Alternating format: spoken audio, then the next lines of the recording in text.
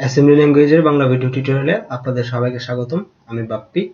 আজকের পর্ব এবং আগামী কিছু পর্ব আমি ফ্ল্যাগ নিয়ে আপনাদের সাথে আলোচনা করার চেষ্টা করব। আজকের পর্বে আমরা ওভারফ্লো ফ্ল্যাগ নিয়ে কথা বলবো। ওভারফ্লো ফ্ল্যাগ দুই ধরনের হইতে পারে, signed, unsigned. Sign number positive কিংবা নেগেটিভ হইতে পারে, কিন্তু আনসাইন্ড নাম্বার অবশ্যই পজিটিভ হবে।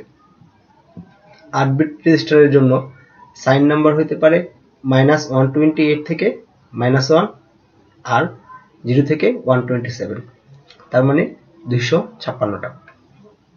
আনসাইন ফ্ল্যাগ, আনসাইন নাম্বার যেহেতু শুধু পজিটিভ, সেক্ষেত্রে 0 থেকে 255 পর্যন্ত হইতে পারে। সাইন নাম্বার যেহেতু পজিটিভ নেগেটিভ হইতে পারে, তার মানে এটা মাইনাস হইতে পারে, প্লাস হইতে পারে। এই জন্য -128 থেকে -1 এবং 0 থেকে 127। তো আমি যদি দুইটা নাম্বার যোগ করি, ডেসিমেলে 53 আর 25 78 আসে, হেক্সাডেসিমেলে এটা আসে 35 আর 19 যোগ করলে 4e আসে। 53 এর বাইনারি নাম্বার হচ্ছে 00110101। 25 এর বাইনারি নাম্বার হচ্ছে 000111001। তো আমি দুটাকে যদি যোগ করি, 110 1 carry, 1001 101 011 110 1 carry, 110 1 carry, 101 001। Left most bit, এই বিটটা আমাদের যদি 0 হয় তাহলে বুঝতে হবে নাম্বারটা পজিটিভ, আর এই বিটটা যদি 1 হয় তাহলে আমাদের নাম্বারটা বুঝতে হবে নেগেটিভ। তো আমি যোগ করছি, যোগ করার পর 78 আসছে, কোনো ঝামেলা নাই। এখানে 6 নাম্বার বিট এবং 7 নাম্বার বিট, এবং 7 নাম্বার বিট থেকে ক্যারি বিট কোনো ক্যারি নেই, মানে 6 এবং 7 এখানে কোনো ক্যারি নাই। আবার 7 থেকে 8 নাম্বার এখানে কোনো ক্যারি নেই। 6 এবং 7 এই দুটোর মধ্যে কোনো ক্যারি নেই, মানে 6 নাম্বার থেকে 7 নাম্বারে কোনো ক্যারি আসে নাই, আর 7 নাম্বার থেকে 8 নাম্বার মানে ক্যারি বিট যেটা, এখানে কোনো নাম্বার আসে নাই, ক্যারি আসে নাই। আর 78 অবশ্যই -128 থেকে +127 এর মধ্যে আছে, তার মানে এখানে কোনো ওভারফ্লো হয় নাই। আমরা যোগ করে দেখা যায় তো নাম্বারটা হইছে 127 এর বেশি, তখন আমাদের ওভারফ্লো ফ্ল্যাগ 1 হইতো। আর এখানে যেহেতু ক্যারি নাই, তার মানে ক্যারি ফ্ল্যাগও নাই। তারপর আমি যদি আরেকটা নাম্বার যোগ করি, 53 আর -45, 53 আর -45, তো যোগ করলে আমার আসবে 8। হেক্সাডেসিমেলে আমার আসবে 35 আর D3, এখানে আমি ক্যারিটা ইগনোর ক্যারি করলাম, তো 108 আসবে। তো আমি যদি এই দুটাকে যোগ করি, 53 00 11 01 01, 45 11 01 00 11, যোগ করলাম, যোগ করার পর 110 1 carry, 110 1 carry, 110 1 carry, 101 110 1 carry, 110 1 carry, 110 1 carry, 110 এবং এখানে 1 ক্যারি। তার মানে কি, আমাদের 6 নাম্বার থেকে 7 নাম্বার একটা ক্যারি আছে, 7 নাম্বার থেকে ক্যারিতেও একটা ক্যারি আছে, তার মানে ক্যারি ফ্ল্যাগ 1। যেহেতু 6 নাম্বার 7 নাম্বার এবং 7 নাম্বার থেকে ক্যারি পর্যন্ত একটা ক্যারি আছে,